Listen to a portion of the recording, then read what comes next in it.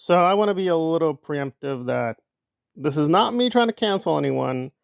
It is kind of a bit of a warning because I know some of my subscribers subscribe to Mr. Scoville, and I don't want to get into a tug of war. Oh, you got to choose between me and him. That's not what this is. I guess I'm reacting to a really good video by Knife Hoarder, who has been no nice way of putting it, exposing Brett and a lot of his deceptions. So I don't go as far as Knife Hoarder, but I agree there are questions to ask about what Scoville is up to, but I'm coming from a slightly different angle. So we will listen to a short excerpt by Mr. Knife, and then we will proceed. Of the 20s, whatever. Like I could talk about how he did drugs on his sober channel with the 15 seconds. I could talk about how he had a girl watch him jack off on that same lie boat channel. I could talk about a lot of things he's done. How he drinks beer, takes Valium, does Suboxone. He's cried about the withdrawals from Suboxone, yet says he has like 8 years sober. I could back. So if you're just jumping in and you're totally confused, Scoville has been running a channel called The Lifeboat, where he dresses up like a captain. But his real identity is Brett Miller, who has a very long, and I am not exaggerating, a very, very long criminal history. And again, I'm not here to be self righteous. We've all done things in life. I guess it's just the consistency and persistence. And now his persona and the way he's trying to act like a guru, helping people on the way to recovery.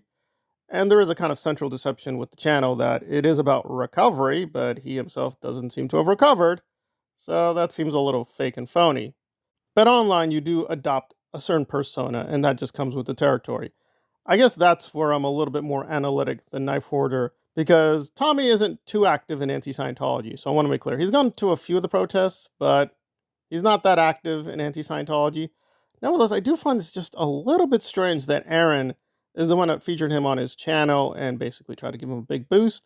He's now at 20,000 plus subscribers. So he does owe Aaron a lot. So they definitely have a very tight, loyal bond together. That said, there's just something off here given the history of L. Ron Hubbard, Scientology, and David Miscavige. Now, again, want to be clear, not saying it's as bad as L. Ron or Miscavige, but it does feel like we're on the road to some weird places. And again, I do realize the whole captain thing is just what it is. It's persona. But it is insanely coincidental that he is play acting as captain. Oh, this is your captain speaking. Oh, the boat won't be here today. The boat is taking some time off. Your captain is busy with certain pharmaceutical injections in his body, et cetera, et cetera, et cetera, which is remarkably close to Elron. And I know I've been getting the accusation of Osa, Osa, Osa, Osa, Osa. So if I say anything good about Elron, it's going to get clipped and distorted. But you got to give Elron this. Although almost everything he said was a complete lie, he did seem to actually have a fascination with boats and navigation, piloting, etc., etc. I mean, he's not really an engineer in any real sense, but if you know a boat, he knew the parts of the boat. So at least his persona, to some degree, was based on real, actual reality. He did actually sail quite a few boats, a little bit all over the place. It was a bit of a clever scam. By not being in any one place, he could try to avoid the legal problems he kept coming up with in France and elsewhere. Indeed, he did get convicted a few places. It's not like you can just be on the boat, it's magic. But anyway, but it is weird that Tommy is doing the same thing with the Scoville persona, basically putting on that captain cap, as has Aaron Smith-Levin. In fact, a lot of these guys do this. They just put on the cap and start play acting the captain. And some of them were in the Sea Org. So again, maybe I'm making too much of nothing. I just find it all a little bit weird. I do want to make clear there is a way to do this that is actually productive. In a good movement, what you do is you do take the symbols of, quote, the oppressor, right? You take their uniform, you take their phrases, you take their symbols, and you turn it against them. If you know a lot about the anti war movement, or even the Black Power movement, even feminism, so on and so forth, right? You adopt, quote, the terms of the enemy, but you flip it on them and it becomes a source of power, right? I mean, queer, for instance, used to be a swear word, and you didn't use that unless you were trying to be genuinely offensive to, quote, gay people, but now gay people call themselves queer and are trying to drain that out of the term and make it a kind of mark of authenticity and pride. It is, quote, normal for good social movements. I'm not saying you have to agree with them, but in terms of their principles, they do stick to what they're talking about. And so this idea of taking on, quote, the uniforms or terms or symbols of, quote, the thing you're opposing is not necessarily bad. However, and I want to be clear, Scoville is a little bit more independent, but the Aaron cult is, I think, not a good movement. So when they're mimicking an Aaron and Miscavige, I don't think it is a joke, or not the joke it used to be. It seems more like a bit of a sly snitching on themselves that they are who they say they oppose, but no, they don't really oppose them really. And with Scoville in particular, this got really weird. And again, I'm not going to do a full examination here. You can look at the video. A lot of people accuse me of not doing, quote, the research, but no, I heard it for myself, and it was a very weird tangent on two levels. One is that I'm pretty sure earlier Brett laid it down as a rule: if you want to be part of his community, no politics, no political discussion. Well, first of all, I think that's alarming that you're censoring entire subjects, but okay, so be it. All right, fine. That community defines itself as, quote, apolitical, although that's not possible because that would itself be a political position. And then, out of nowhere, a while back, he did a political tirade, and it just went weird. It was just sort of like, yeah, the media, it's breaking us up, it's turning us against one another. It's disgusting. It's very disturbing. I don't understand what's happening in my country. What's going on? The media. Don't trust it. I don't trust it. You don't trust it. And then out of nowhere, he was getting upset that the gays were apparently just being gay. He was like, why do you have to throw it in my face? I don't ask about that. About you? Don't ask that about me. I'm Tommy. Yeah, Scoville. I love vaginas, but I don't say that out loud to everyone. Why you gotta put it in my face like that?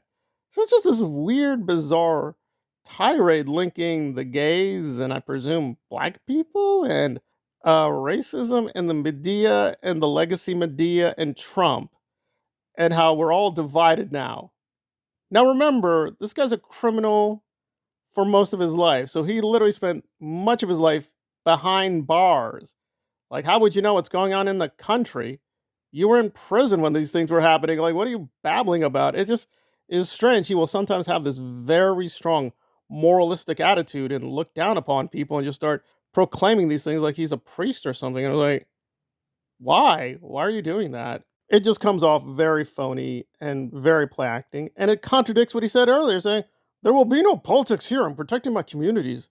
The Scoville community must be protected. Can't have it both ways. You can't talk about Valium and beer, but yet I'm here to save people's lives. What have you done with the money from being monetized? These donations people give. What have you done except feed your lifestyle? I have responsibilities that you can't fathom.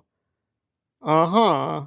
Uh-huh. And we'll put aside he's been caught several times, seemingly very alcoholic, very inebriated. So it seems like he's on something now. If he wants to take the drugs, that's fine. Again, if people in his community like his recovery advice, even though he seems to be an addict, that is them. I'm more concerned that it seems, whether consciously or unconsciously, he's borrowing a lot from the Elron Library School of gaslighting people. Again, I could be misjudging him. It could be a few off days. Like, I've had, for my own part, positive interaction with the guy. He left a nice comment like months and months ago when the aftermath crisis erupted. And I think a lot of his videos are very moderate, but it just feels like just a very phony, weird, moralistic prophet persona where he, quote, goes on about the morality of P. Diddy and the Scientologists and saying, I can't believe it. They're abusing the women's. I will not stand for this. This is intolerable. And I'm pretty sure one of his crimes was, yeah, he victimized a woman. I don't know. I guess people are split that we can all change. We can all be redeemed. That's fine. It just feels that his redemption road is filled with chili, L. Ron Hubbard persona captain, his weird cap, and sniffing off camera. Sniffing what? I don't want to know. So I don't know. Maybe he's just been on a bad streak and he's just very frustrated. That could be the case, but I'm like, you're not Walter Lippmann, you're not Walter Cronkite, you're not Noam Chomsky. Why are you proclaiming, like, after decades and decades of division, the media is destroying us? It's destroying us! I will protect you! Like, what are you talking about? You didn't spend decades and decades as a historian and or political analyst or journalist. What are you talking about? Where are you getting this? He didn't even name what the thing was. Like, did somebody say to him something? Did a gay person or a gay black man insult him? I don't know. It just, guys, and another thing, the black and the gay is really upsetting me now. And the Medea, they're upsetting me so much now. Okay, what? All right. And then, he went back to his usual recovery thing. And I'm like, all right. Well, again, it's not full blown L Ron or even AA Ron. I'll give him that. He hasn't gone as badly as AA Ron, but I don't know. It seems like we're on the road to AA Ron, and I don't think that's a good idea. But that's just me. Maybe I'm just panicking, but I just think it's my responsibility to say, yeah, Brett is not exactly who he says he is. If you didn't know, yeah, Brett is maybe hustling you, in my humble opinion.